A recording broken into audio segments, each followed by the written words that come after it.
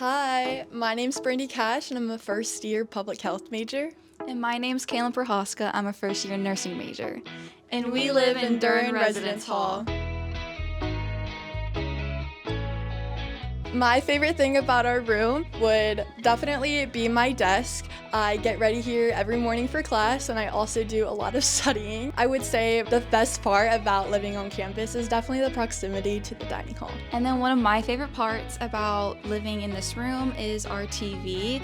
We spend a lot of time at night watching TV together. One of my favorite things about my room is my roommate. I got super lucky. We met on like the UT29 account and we just clicked instantly and it's been just a perfect experience. Both of our favorite things about our room is over here, our prized possession. This is our fish Duren. She's named after our residence hall, of course. We had gotten her when we first moved in and we thought it would be the best experience to have a fish living with us in our first year of college here at UT.